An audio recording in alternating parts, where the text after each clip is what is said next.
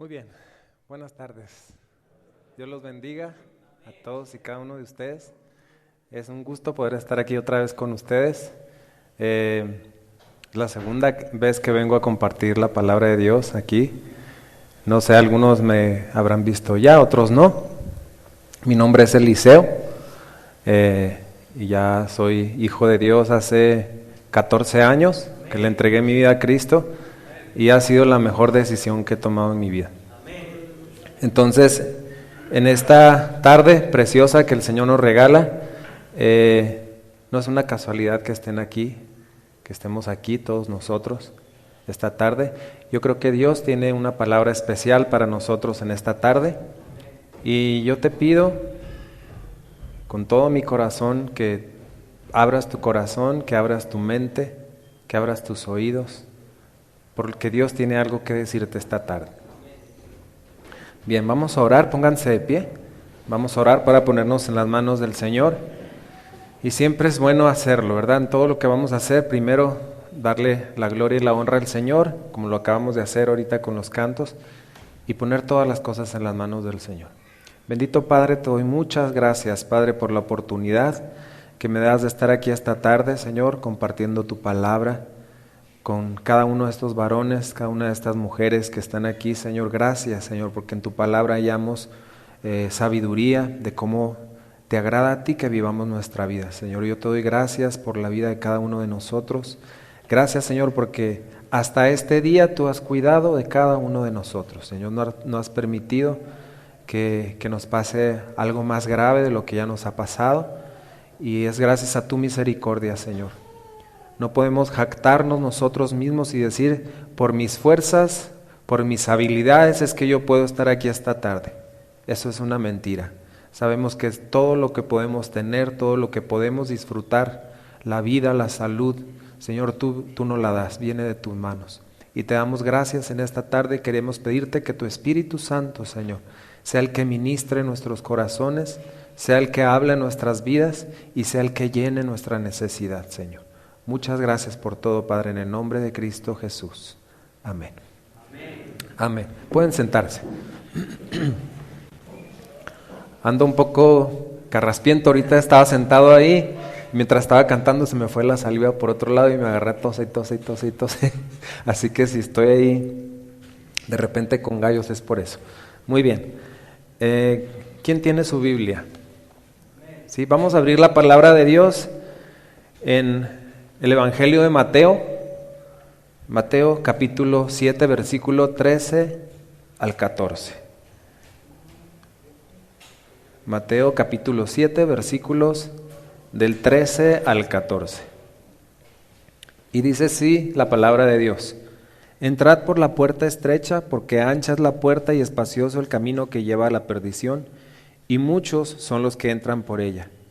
Porque estrecha es la puerta y angosto el camino que lleva a la vida, y pocos son los que la hallan. Bien, aquí la palabra de Dios nos está hablando de dos caminos, ¿verdad? Yo creo que a lo mejor alguna vez ustedes han escuchado acerca de esto. Hay solamente dos caminos que el ser humano puede tomar en esta vida. Y ahorita vamos a ver cuáles son estos dos caminos, y vamos a ver dos ejemplos que están en la palabra de Dios, de dos hombres que uno decidió tomar un camino y otro decidió tomar otro camino. Dos hombres que tienen mucho en común, y ahorita vamos a ver esas dos diferencias entre ellos dos. Bien, en esta vida hay dos tipos de personas. Los que deciden, la Biblia lo describe así, los que deciden seguir a Cristo, los que deciden entregarle su vida a Dios, y los que no lo hacen. Entonces, para las dos decisiones, siempre les digo, yo soy maestro en una escuela menonita, siempre les digo a mis alumnos, cada decisión que tú tomes en la vida va a traer una consecuencia. Entonces, la decisión que tú tomes, si es buena decisión, vas a tener consecuencias buenas para tu vida. Si es una decisión mala, las consecuencias van a ser malas, ¿verdad? Es obvio. Entonces, ahí está el principio de la siembra y la cosecha. Lo que tú siembres, eso vas a cosechar. Si siembras maldad, vas a recibir maldad. Si siembras bondad, vas a recibir bondad, ¿verdad? Muy bien, entonces al que actúa bien, bien le va, y al que actúa mal, mal le va.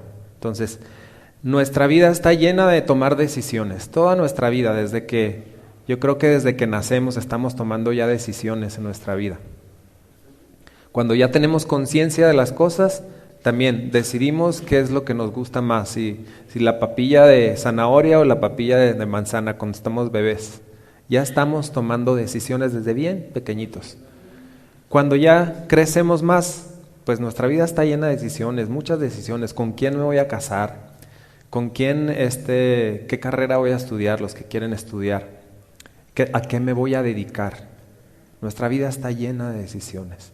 Pero la decisión más importante de nuestra vida es esta: si recibimos a Cristo en nuestra vida o lo rechazamos. Esa es la decisión, yo creo, más importante que el ser humano tiene que tomar en su vida. Las otras pues ya son un poco menos importantes, ¿verdad? Pero son importantes para nuestra vida. Muy bien. Jesús nos advierte de encontrarnos con el camino angosto. ¿Por qué dice aquí la palabra de Dios que hay un camino angosto y un camino ancho?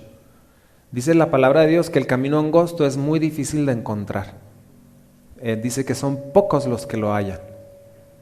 Y déjenme les digo que es un privilegio que ustedes puedan escuchar la palabra de Dios.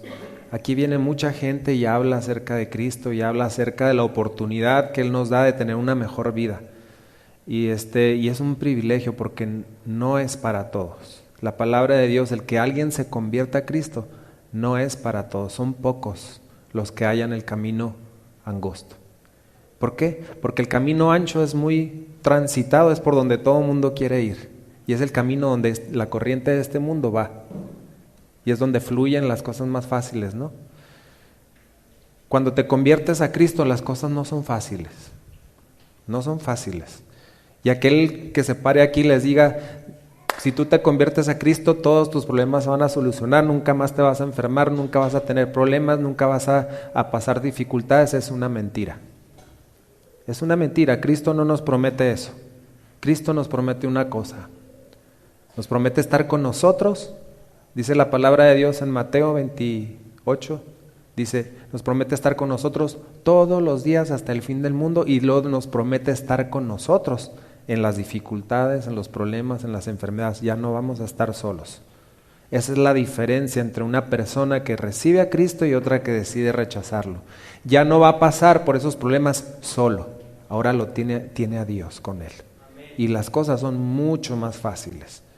Yo les compartía la otra vez que vine, no sé si recuerdan los que están aquí, y a mí me ha tocado pasar por cosas muy difíciles en mi vida, y una de ellas, cuando mi hijo estaba chiquito, él lo diagnosticaron con una enfermedad en el corazón, y fue muy difícil porque ver a tu hijo enfermo es muy difícil. Yo creo que es de las cosas más difíciles que podamos pasar los papás. Entonces a mi hijo lo diagnostican, nos dicen tienen que operarlo rápidamente y vaya y cotice cuánto le sale la cirugía. Yo fui al hospital y me dijeron es más de $500,000 la cirugía, sin contar los honorarios de los médicos, solamente el hospital y el instrumento y lo que se use ahí, eso. Santo Dios, dije, yo no tengo dinero. Estábamos muy atrasados, mi esposa y yo en ese tiempo. Mi trabajo nomás nos daba para las medicinas del niño, para las consultas, para los estudios. Se los digo así, en veces había ocasiones que mi esposa y yo solamente teníamos $200 para comer en el resto de la semana. Es muy poquito. Pero fíjense que Dios siempre nos suplió. Dios siempre nos llevaba alimento a través de algún hermano o alguien nos daba una ofrenda. Nunca nos faltó qué comer. Y eso es gracias a Dios, ¿verdad? Entonces, Dios nos acompañó en ese momento tan difícil. Y es muy bonito sentir que no estás solo, ¿verdad? Que tienes al dueño de todas las cosas de tu lado. Y ese es a Dios. Muy bien, la palabra de Dios nos dice aquí que hay dos caminos. Y yo encontré dos personajes en la Biblia, que uno tomó un camino, el camino angosto, y otro tomó el camino ancho y espacioso. Vamos a ver primero el que tomó el camino ancho y espacioso. Levante la mano, ¿quién conoce a Judas Iscariote? está en la palabra de Dios. ¿Quién ha escuchado acerca de Judas Iscariote? Son poquitos, ¿verdad? Ok, muy bien. La palabra de Dios, si ustedes recuerdan, Jesús fue crucificado, ¿verdad? En una cruz. Hubo una persona que lo entregó y este fue Judas Iscariote. Judas, la palabra de Dios no habla mucho acerca de cómo fue la conversión de Judas o cómo fue que Judas fue atraído a ser uno de los 12 apóstoles de Jesús. No explica mucho. Hay algunos versículos que nada más nos dicen que Judas andaba con los 12 o que Judas estuvo en tal lugar o en la cena, en la Santa Cena donde Jesús está despidiendo de sus discípulos. Ahí estaba presente Judas también. Y yo creo que estuvo presente en todos lados donde anduvo Jesús. Entonces vamos a analizar un poquito la vida de Judas. De Judas se profetizó en Salmos 41:9, si alguien quiere buscarlo ahí. Dice Salmos 41:9, aún el hombre de mi paz, en quien yo confiaba, el que de mi copa comía, de mi pan comía, alzó contra mí el calcañar. Cuando está la cena, la última cena, la Santa Cena del Señor, Jesús anuncia que uno de los 12 lo iba a traicionar, que uno de los 12 lo iba a entregar a los sacerdotes y los escribas y todos estos señores que están muy enojados en contra de Jesús. Y le empiezan a preguntar, Señor, ¿quién? ¿Cuál de nosotros? Y el Señor dijo, el que moja su pan en mi plato y se lo come, ese es el que me va a entregar. Entonces, de esto se habló en tiempos de David, cientos de años atrás. La palabra de Dios se cumplió ahí en la última cena del Señor, cuando Judas mojaba el pan en el plato de Jesús y se lo comía. Entonces, vamos a estar viendo que Judas fue un hombre que estuvo expuesto a la palabra de Dios. Él escuchaba a Jesús, él andaba con Jesús, él vio los milagros que Jesús hizo. Judas estuvo cuando el Señor sanó a aquel ciego, cuando sanó a aquellos leprosos. Judas estuvo ahí, fue un testigo de lo que Jesús hizo. Judas supo que había algo especial en Jesús, que no era simplemente un hombre. Judas lo vio. Judas no tenía excusa delante de Dios, porque él estuvo con Jesús, fue uno de los 12. Y lo dice la palabra de Dios aquí en Mateo 10, del 1 al 4. Déjeme se lo busco.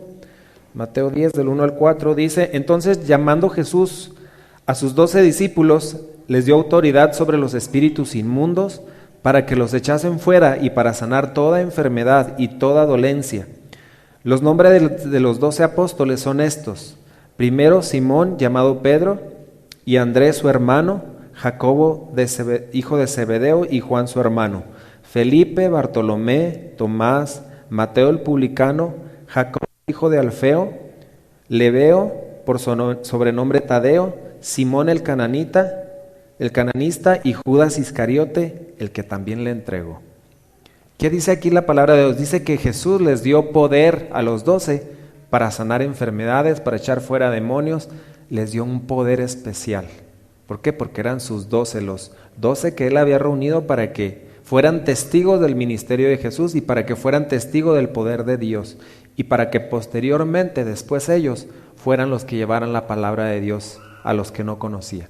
Entonces, Judas era uno de los 12, Judas fue revestido de ese poder que Cristo les dio. Yo creo que Judas tenía el poder de sanar, Judas tenía el poder de echar fuera demonios. Judas disfrutaba de todos los privilegios que tenían los 12 apóstoles que estaban con Jesús. Entonces,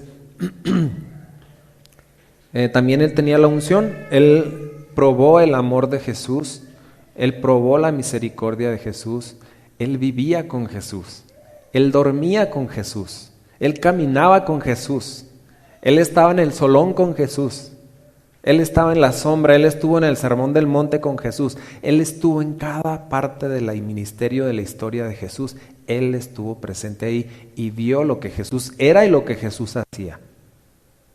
Por eso es tan increíble que él se atrevió a hacer lo que hizo, ¿verdad?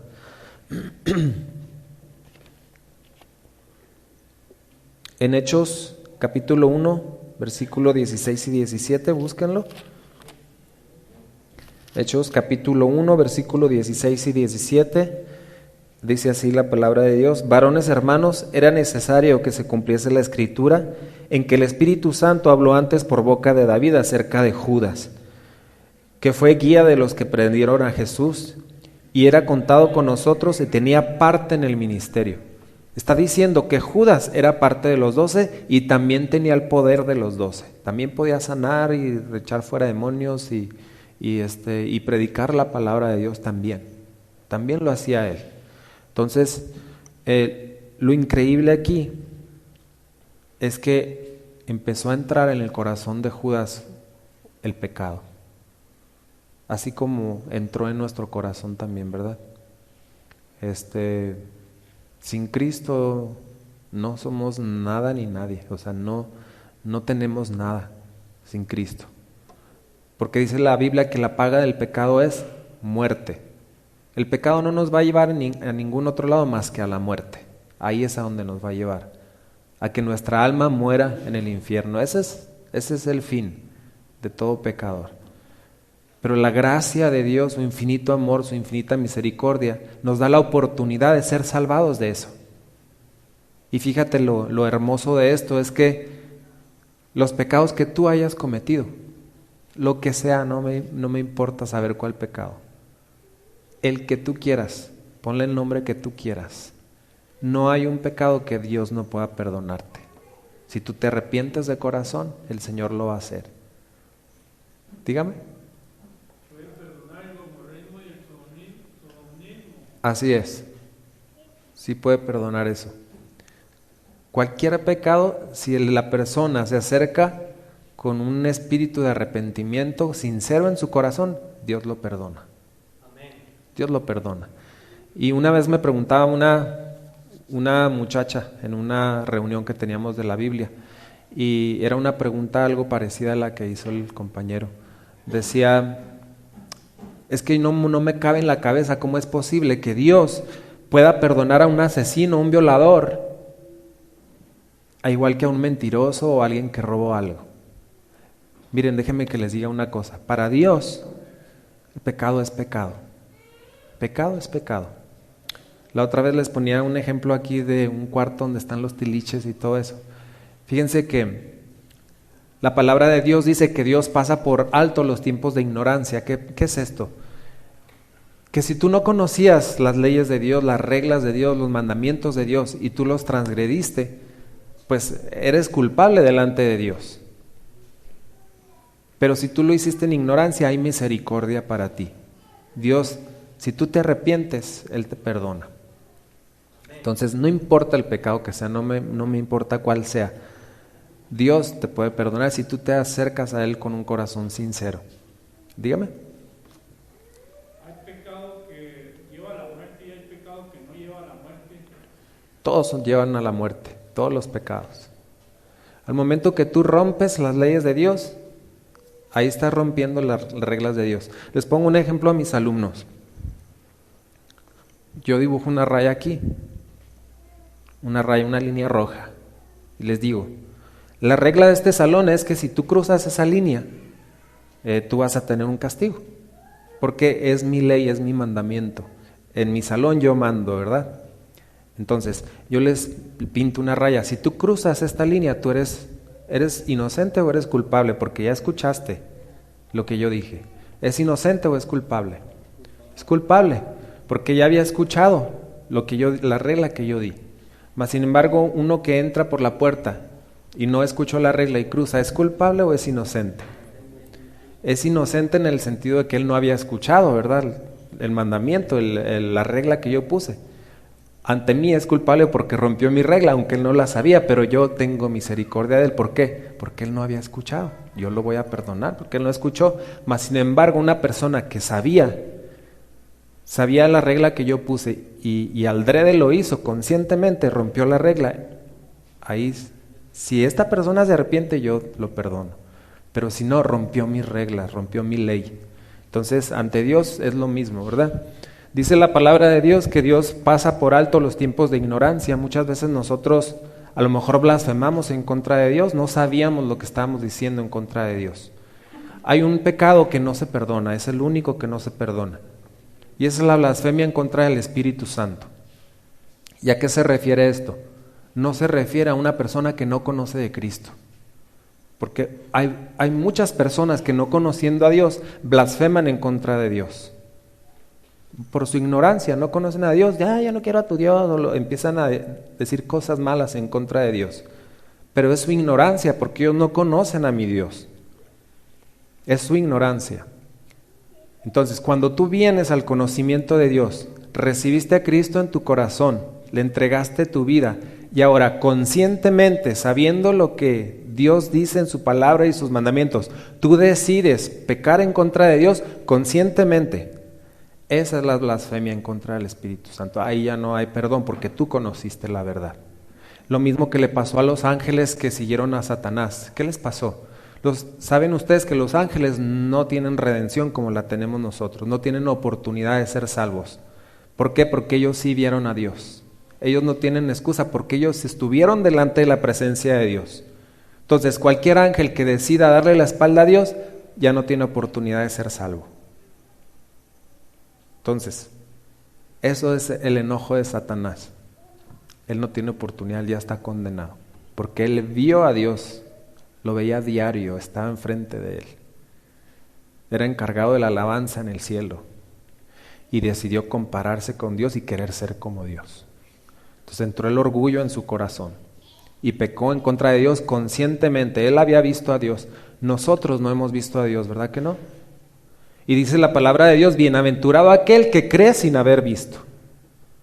Bienaventurado significa doblemente feliz aquel que cree sin haber visto a Dios. Entonces, nosotros no lo hemos visto con nuestros ojos. Bueno, si lo ponemos así basándonos, si es omnipotente y omnipresente, Sí. realmente sí lo vemos todos los días, pero no nos damos cuenta. Sí, Dios está presente en todos. Entonces, porque somos ángeles pecadores. No. Ángeles que ya no volvamos. No, nosotros no lo hemos visto físicamente a Dios. Dios es espíritu. Entonces tú no has estado ningún ser humano podría estar en la presencia de Dios, no lo soportaría. Este cuerpo no soportaría la presencia de Dios. Y hay muchos ejemplos en la Biblia de esto. Personas que se atrevieron a entrar al lugar santísimo y cayeron muertos ahí. ¿Por qué? Porque Dios no tolera, no soporta estar en el pecado. O sea, el pecado y Dios no se llevan. Entonces, cualquier persona que lleva pecado en su corazón y estuviera delante de la presencia de Dios, caería muerto ahí, si tienes pecado en tu corazón. Entonces, nosotros no lo hemos visto como lo vieron ellos, como vieron a Dios cara a cara, digamos. Entonces, nosotros vemos a Dios en muchas formas, ¿no? A lo mejor no físicamente como es Él, y tampoco a Jesús lo vimos cuando estuvo aquí en la tierra, pero nosotros lo vemos día a día. El levantarte en la mañana es un milagro de Dios. Eso te dice que estás vivo y que hay un ser supremo que hizo todas las cosas. Entonces, el universo como está constituido, sabemos que hay un Dios. La naturaleza misma nos dice acerca de la existencia de Dios. Les pongo un ejemplo, me voy a desviar un poquito del tema para contestar eso. Digamos que entramos a una librería. Y en las librerías, está todo acomodado, los libros por orden alfabético y por temas y por autores. Y aquellos que niegan la existencia de Dios muchos dicen es que fue una explosión lo que hubo y la teoría del Big Bang y todo esto, pero sería igual de ridículo pensar que fue solamente una casualidad, no un ser inteligente el que planeó todas las cosas. Al decir nosotros, comparando la librería esta, es como si nosotros juntáramos todos los libros aquí enfrente, los reborujamos, los aventamos al aire y caen todos ordenados por orden alfabético, por autor, por tema. Es ilógico. Entonces, vemos a Dios en todos lados. No con nuestros ojos físicos, porque no podemos estar en la presencia de Dios. No tenemos la capacidad aún. Dice la palabra de Dios que un día sí, cuando venga Cristo por su iglesia, dice que este cuerpo será transformado. Ahora el nuevo cuerpo que Dios nos va a dar y nuestra alma limpia sí puede estar delante de la presencia de Dios. Pero todavía no. Sí, entonces, bien. ¿Dónde me quedé? Jesús les había dado autoridad, Él probó el amor, ya vimos eso. Pero la maldad entró en el corazón de Judas. ¿Y qué tipo de maldad entró? Ambición en su corazón, al dinero. Dice la palabra de Dios que Judas era el encargado de la bolsa del dinero. Yo me imagino como cualquier ministerio, cualquier iglesia, pues la gente dona cosas, dona ofrendas. ¿Para qué? Para que la iglesia se pueda sostener, puedan pagar la luz, etcétera, ¿verdad? Entonces, el tesorero de ese grupo de los 12 era Judas Iscariote. Y dice la palabra de Dios que sustraía de la bolsa y se lo guardaba para él. Entonces, aquí hay un ejemplo muy claro que nos dice en la palabra de Dios. Vamos a ver ahí Juan capítulo 12, versículo 4 al 6. Juan 12, versículo 4 al 6. Y dijo uno de sus discípulos, Judas Iscariotes, hijo de Simón, el que le había de entregar, ¿por qué no fue este perfume vendido por 300 denarios y dado a los pobres? Pero dijo esto, no porque se cuidara de los pobres, sino porque era ladrón y teniendo la bolsa sustraía de lo que se echaba en ella. Entonces aquí nos está diciendo que él era el que traía el dinero en la bolsita de cuero y él tomaba dinero de ahí para él, se estaba robando el dinero de los demás. Entonces aquí el pasaje nos habla de una mujer que vio a Jesús y yo creo que Jesús tenía una personalidad bien atrayente. O sea, dice la Biblia que Jesús no era muy bonito físicamente. Lo que atraía de Jesús era su divinidad. Es que Él era Dios. Cualquiera que Jesús le decía, sígueme, lo seguía. Entonces, esta mujer al ver a Jesús se tiró a los pies y llevó lo más precioso que ella tenía, lo más preciado. En ese tiempo las doncellas, las muchachas, ahorraban toda su vida para comprarse un frasquito de perfume. Y estaba puesto en una vasija de alabastro. El alabastro es una piedra como parecida al mármol, y ahí echaban su perfumito, y ese perfume lo sellaban por arriba para que no se volatizara. Entonces la única manera de sacar ese perfume era romper el pico y sacar el perfume, y lo usaban para la noche de su boda. Era algo muy especial para ellos y era muy caro. Entonces llega esta mujer y no le importó, ella rompió el frasco de alabastro y lo derramó sobre Jesús. Lo más precioso, lo más sagrado que yo tengo, te lo entrego a ti, Jesús.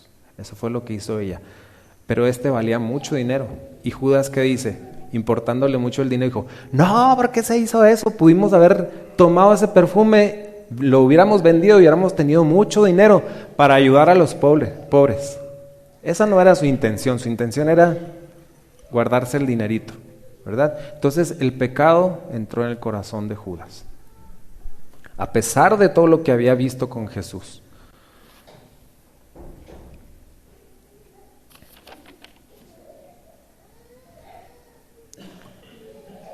Llega el momento donde Judas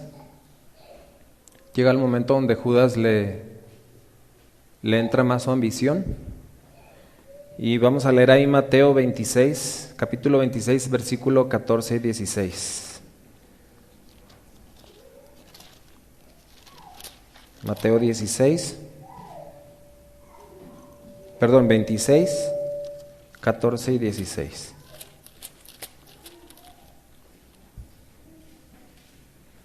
Entonces uno de los 12, que se llamaba Judas Iscariote, fue a los principales sacerdotes y les dijo, ¿qué me queréis dar? Y yo os lo entregaré. Y ellos le asignaron 30 piezas de plata y desde entonces buscaba oportunidad para entregarlo. ¿Ok? Veía que Jesús era perseguido por los sacerdotes de ese tiempo, por la gente que no estaba de acuerdo en las enseñanzas de Jesús. Y veía que siempre trataban, y si ustedes leen la Escritura, siempre trataban de atrapar a Jesús en algo, hallarlo en algo que fallara para tener oportunidad de acusarlo y pues poder asesinarlo, poder matarlo. Aquí Judas dijo, bueno, ustedes andan buscando, pues yo se los entrego, nomás que páguenme. Y le dieron 30 monedas de plata por la vida de Jesús. 30 monedas de plata por la vida de Jesús. Y él las recibió y se las guardó. Y dice la Escritura que llegó él, después de la cena del Señor, la Santa Cena, llegó al Monte de los Olivos y venía ya con la multitud, Judas, con palos y espadas y todo para atrapar a Jesús, como si fuera un criminal. Jesús no puso resistencia, Jesús no era un criminal. Entonces se acercó y venía él delante de todos, liderando a todos los que iban a atrapar a Jesús, y llega y le da un beso en la mejilla a Jesús. Esa era la señal que él les había dicho a los sacerdotes: al que yo bese, ese es Jesús. Y llegó y lo besó y le dice Jesús: ¿con un beso me entregas, Judas? Entonces ya sabemos la historia de lo que pasó después, ¿verdad? Jesús es apresado, azotado, humillado, crucificado, y murió y resucitó por nosotros. Y ese es el primero de los hombres que decidió tomar el camino ancho. Ahorita vamos a ver el segundo hombre, y este es otro de los apóstoles, y es Pedro. Pedro, igual que Judas, él estuvo con Jesús todo el tiempo que Jesús estuvo en su ministerio. 3 años estuvo con Jesús. Pedro también lo conoció, Pedro también comió con él, Pedro también durmió con él, se levantó con él, se desvelaron juntos, se pasaron hambre juntos, comieron juntos, estuvo en el sermón del monte, vio cómo Jesús sanaba a los enfermos, vio la deidad de Jesús, vio que Jesús era Dios. ¿Y cómo estuvo que fue el llamamiento de Pedro? Pues Pedro, si ustedes leen la escritura en Mateo 4:18, dice que Pedro estaba pescando con su hermano, eran pescadores. Y la gente de ese tiempo, los pescadores, era gente sencilla, era gente que no tenía estudios, era gente sencilla, no tenía mucha preparación. Solamente se dedicaban a pescar y de eso vivían, vendían sus peces y ese era su sustento.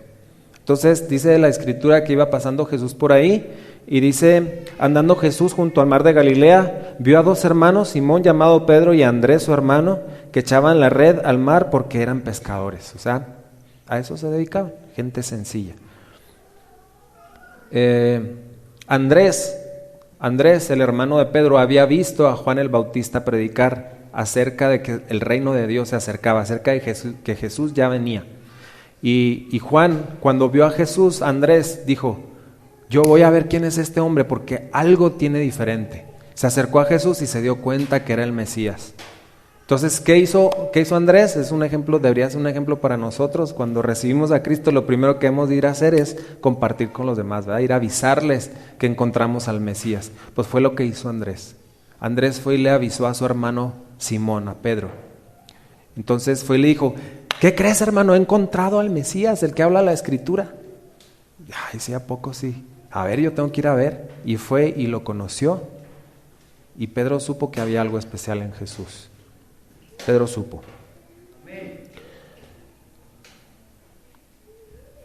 Como les digo, también Pedro fue testigo de todo lo que Jesús hizo. Igual que Judas. También Pedro fue revestido del poder de Dios. También Pedro sanaba, también Pedro echaba fuera demonios. También Pedro, Dios le dio la misma unción que le había dado a Judas. En la noche de la última cena, el Señor Jesús se levanta y dice que se ciñe una toalla en la cintura, se amarra una toalla, y dice la escritura que se pone a lavarle los pies a todos los discípulos. Se acerca a Pedro y le dice: Pedro, quítate las sandalias para lavarte tus pies. Y le dice Pedro: no, ¿cómo, Señor? ¿Tú me vas a lavar a mí los pies? No, yo te los lavo a ti. Y le dijo Jesús: de cierto, si no te dejas que yo te lave los pies, no tendrás parte conmigo en el reino de Dios. Ay, no, pues todo, entonces váyame todo completito, yo sí quiero tener parte contigo. Entonces ahí dejó que le lavara los pies, y esa misma noche fue cuando Judas estaba mojando el panecito en el plato de Jesús. Uno quería agradar a Dios y el otro ya estaba pensando en cómo traicionarlo. 2 decisiones diferentes. Los dos pecaron en contra de Jesús. Judas lo entregó y Pedro lo negó. La escritura dice que en esa misma noche Jesús le estaba anunciando a Pedro que lo iba a negar. Pedro, te digo que tú me vas a negar. No, ¿cómo crees, Señor? No, yo nunca haría eso. Yo me voy hasta la muerte contigo. No, Pedro. Antes de que me niegues 3 veces, el gallo va a cantar. No, Señor, que yo no voy a hacer eso. Pues dicho y hecho, se cumplió la escritura. Apresan a Jesús, lo llevan al patio del sacerdote Y estando en el patio, Pedro ahí viendo a ver qué le hacían a Jesús así de lejos, viéndolo allá cómo lo azotaban y cómo lo escupían y todo, y Pedro ahí asomándose a ver, quería saber cómo estaba Jesús. Se acercó una lumbrita que tenían ahí y le dice: oye, tú andabas con Jesús, tú eres de los Galileos, tienes el mismo acento, hablas igual que ellos. No, yo no soy de esos, no, yo no lo conozco. Y llega otra mujer y le dice: sí, este es uno de los Galileos, de los que andaba con Jesús. Sí, no, yo no lo conozco, no, yo no soy. Y la tercera vez que lo negó, el gallo cantó. Y Pedro se acordó de las palabras de Jesús. Y hay una parte de la escritura donde dice que Pedro volteó hacia el patio y Jesús lo volteó a ver. Y dice que Pedro lloró amargamente. Pedro también traicionó a Jesús. ¿Se fijan la similitud entre Pedro y Judas? Los dos estuvieron con Jesús, los dos participaron de Jesús, los dos lo traicionaron. Pero hay una grande diferencia. ¿Qué decisión tomó cada uno de ellos? Juan, ¿qué decisión tomó después de lo que hizo? Dice la escritura aquí que Juan se arrepintió. Dijo: no le dio arrepentimiento, le dio remordimiento, que es diferente. Y siempre les digo esto: es muy diferente estar arrepentido a sentir remordimiento. ¿Por qué? ¿Cuál es la diferencia? Cuando tú sientes remordimiento de lo que hiciste, te sientes mal, sabes que lo que hiciste estuvo mal, y vas delante de Dios y le dices: Señor, ya no lo vuelvo a hacer, perdóname, ya no lo vuelvo a hacer. Pero lo hiciste por lo mal que te sentías.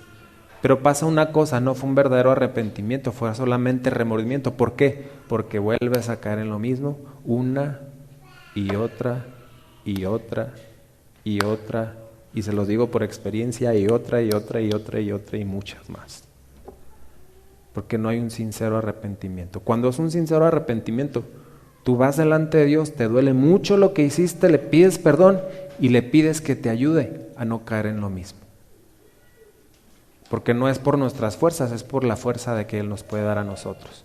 Entonces, esa es la diferencia de uno arrepentido y uno con remordimiento. Entonces, yo creo que aquí Judas sentía remordimiento de lo que hizo y fue a querer deshacer lo que hizo, y fue con las monedas de plata y le dijo a los sacerdotes: tengan, yo entregué a un inocente, él no tenía la culpa, no, ahí está su dinero. Y los sacerdotes le dicen: tú haz lo que quieras, o sea, y le aventaron las monedas. Tú ya nos diste lo que queríamos, que era lo que nos interesaba a nosotros. Y Judas, ¿qué hizo? En vez de arrepentirse de corazón, Dios lo hubiera perdonado por lo que hizo. Pero en vez de arrepentirse, dice la escritura que fue y se ahorcó, se colgó de un árbol, se ahorcó. Tomó el camino fácil, la puerta, el caminote anchote, por donde muchos van. Y vemos la otra parte. Pedro, ¿qué hizo? Después de que lo negó, dice la Biblia que lloró amargamente. Se arrepintió de corazón. Después vamos a Pedro siguiendo a Jesús, siguiéndolo, y vemos cómo Jesús lo restaura. Y vemos cómo Jesús le dice en Juan 21, vamos a buscarlo ahí, Juan 21, rápidamente. Juan 21, versículo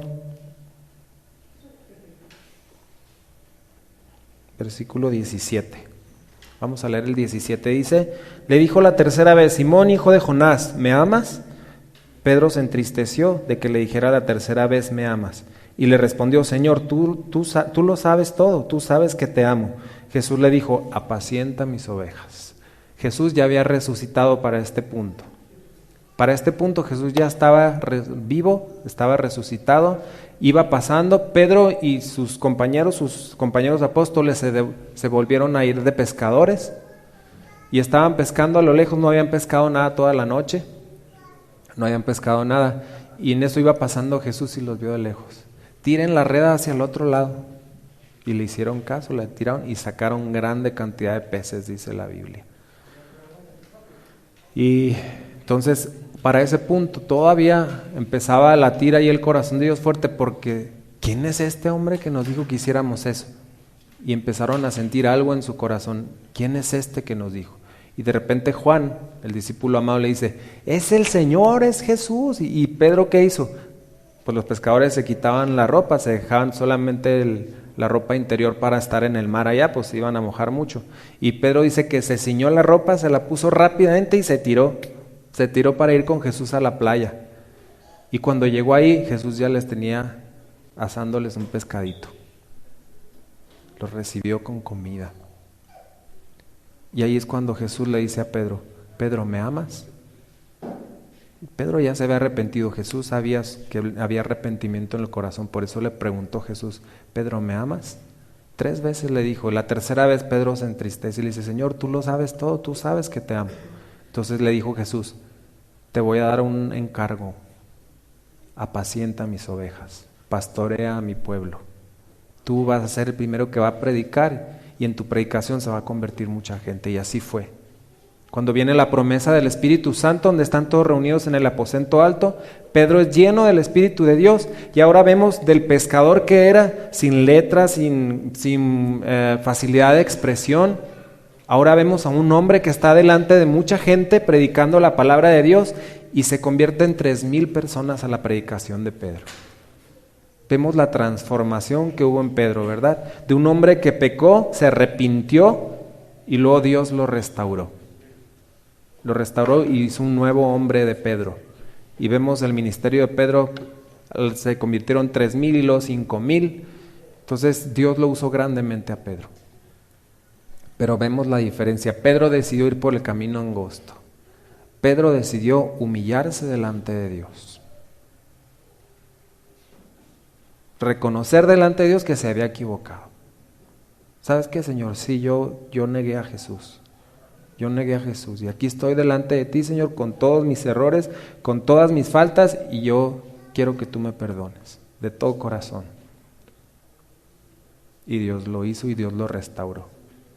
Hubiera hecho lo mismo con Judas y Judas se hubiera arrepentido. Pero Judas no tomó el camino correcto. Entonces, ya para ir terminando, la enseñanza que nos deja esto a nosotros, me deja a mí, nos deja a ustedes, es que en nuestra vida siempre vamos a tener que tomar decisiones. ¿Cuál camino quieres tomar tú? ¿El camino ancho y espacioso por el que todo este mundo va?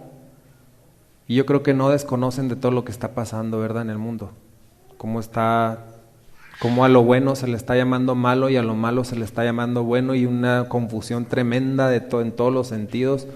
Estamos viviendo los tiempos más difíciles que se han vivido en la historia de la humanidad. Leyes que van en contra de Dios, que se aprueban en los senados, leyes que van en contra de la familia, en contra de los niños. Cuando Jesús dijo, aquel que se atreva a tocar uno de estos pequeños, mejor le fuera amarrarse una piedra en el cuello y echarse al fondo del mar. Y ahora el ataque directo en contra de nuestros niños. Entonces estamos viviendo tiempos muy difíciles. ¿Qué camino quieres seguir tú? ¿Por el que todo el mundo va, que lleva a la perdición? ¿O por el camino que Jesús te está ofreciendo hoy, este día? La decisión siempre va a ser tuya. Y lo que me encanta de Dios a mí es que Él no obliga a nadie. A nadie. Te da la oportunidad, pero la decisión siempre va a ser tuya. Tú decides. Ya para terminar voy a leerles uno de mis versículos favoritos, preferidos, que a mí me tocó mucho cuando yo conocí a Dios, y está en Deuteronomio 30, versículo 15 al 20, y dice así la palabra de Dios: Mira, yo he puesto delante de ti hoy la vida y el bien, la muerte y el mal. Porque yo te mando hoy que ames a Jehová tu Dios, que andes en sus caminos y guardes sus mandamientos, sus estatutos, sus decretos, para que vivas y seas multiplicado, y Jehová tu Dios te bendiga en la tierra a la cual entras para tomar posesión de ella. Mas si tu corazón se apartare y no oyeres, y te dejares extraviar y te inclinares a dioses ajenos y les sirvieres, yo os protesto hoy que de cierto pereceréis. No prolongaréis vuestros días sobre la tierra a donde vais, pasando el Jordán para entrar a posesión de ella. A los cielos y a la tierra llamo por testigos hoy contra vosotros, que os he puesto delante la vida y la muerte, la bendición y la maldición. Escoge pues la vida para que vivas tú y tu descendencia. Fíjense qué bonito. Dios nos está ofreciendo aquí dos caminos, ¿verdad? Dice, he puesto delante de ti la bendición y la maldición, la vida y la muerte. Y luego a todas nos dice el Señor, escoge la vida para que vivas tú y no solamente tú, tu descendencia. Y que sea una descendencia bendecida. ¿Cuántos de los que están aquí tienen hijos? ¿A quién le gustaría que su descendencia, sus hijos, fueran bendecidos? Yo creo que a todos, ¿verdad? Esa es una pregunta lógica, pero depende de ti. ¿Y saben por qué? Porque nuestra responsabilidad como papás es enseñarles a nuestros hijos el camino de Dios. Dice la palabra de Dios que tú cuando recibes a Cristo en tu corazón, tú vienes a ser sacerdote de Dios. ¿Y qué hace un sacerdote? Enseña la palabra de Dios. Y tu primer ministerio es tu familia. Dios un día te va a pedir cuentas por tus hijos. ¿Qué hiciste con ellos? ¿Qué les enseñaste? Entonces, yo creo que es de pensarlo, ¿no? Yo creo que hoy Dios nos está ofreciendo una oportunidad a todos. Y nos está poniendo delante la decisión. La vida o la muerte, la bendición o la maldición. Es lógico que yo escogería la bendición. Hasta un tonto no escogería eso, ¿no? Nos conviene hasta por lógica, por conveniencia, seguir a Dios. Bien, pónganse de pie, vamos a orar.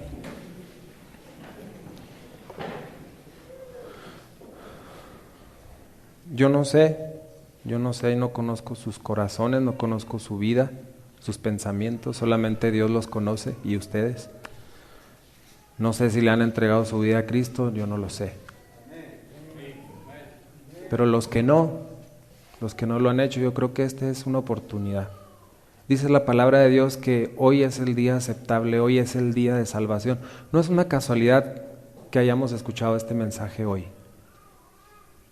Entonces, yo les invito a que reciban, le pidan a Cristo que los deje ser parte de su familia. Hay una frase que usan mucho los cristianos y dicen, yo recibí a Cristo en mi corazón. Y sí, ciertamente la palabra de Dios habla acerca de eso, pero me gusta más decir a mí, el Señor me recibió a mí como su hijo. El Señor me aceptó en su familia, me adoptó. Entonces, cierren sus ojos, vamos a orar. Y los que quieran entregarle su vida a Cristo, yo creo que este es un día muy bueno para hacerlo.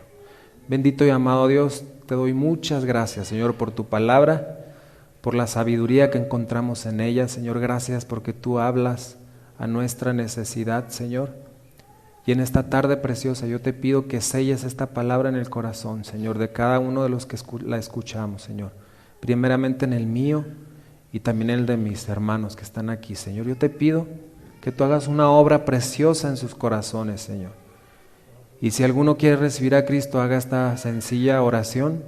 No es algo místico ni mágico, solamente decirle a Cristo que quieres que te reciban en su familia, que quieres ser parte de la familia de Cristo, que quieres que Cristo entre en tu corazón. Señor Jesús, en esta tarde yo quiero pedirte que tú entres en mi corazón, Señor. Yo te entrego todo lo que soy, con todos los errores y todos los defectos que yo tengo, Señor, te los entrego a ti en esta tarde. Te pido por favor que me recibas y que cambies todo lo que haya que cambiar dentro de mí, Señor. Sé que hasta este día he pecado contra ti, sé que he violado tus mandamientos, he traspasado tus estatutos, Señor. He hecho lo malo delante de tus ojos muchas veces, Señor. Y muchas veces en mi fuerza he tratado, Señor, de arreglar yo mi vida por mí mismo, pero no he podido, porque no he entendido que yo solo no puedo. Solamente tú, mi Cristo, puedes ayudarnos. Eres el único que nos puede dar el poder, Señor, para salir adelante y dejar atrás todo lo que sabemos que nos hace daño, Señor. En tu palabra dice que nos pones delante la bendición y la maldición y que escojamos la vida. Ayúdanos en esta tarde a escoger la vida, Señor. A decirte sí a la pregunta que tú nos haces de si queremos ser tus hijos. Hoy en esta tarde te decimos que sí, Señor, que entres en mi corazón y transformes mi vida, Señor. De hoy en adelante yo pueda ser un varón, un hombre, una mujer nuevo, Señor. Transfórmame, cámbiame, Señor, porque yo solo no puedo. Y te pido que me acompañes en mi caminar contigo, Señor, tomado de tu mano por ese camino angosto que pocos se encuentran. Te pido que me des la gracia de ser tu hijo y que me des la gracia de poder salir adelante, Señor. No solamente por mí, sino por mis hijos también. Te doy gracias porque me has recibido como tu hijo, Señor, y yo estoy seguro, Señor, que si nos arrepentimos de corazón en esta tarde tú nos has recibido como tus hijos. Muchas gracias, Padre Celestial, por todo lo que haces y por todo lo que estás haciendo y todo lo que harás de hoy en adelante en nuestras vidas. Rendimos nuestra voluntad a ti, Señor. Gracias por todo, Señor. Gracias por lo bueno que eres. En el nombre de Cristo Jesús te pedimos esto. Amén y amén. Que el Señor les bendiga y pues gloria a Dios. Gloria a Dios. Gracias por escucharme. Dios los bendiga.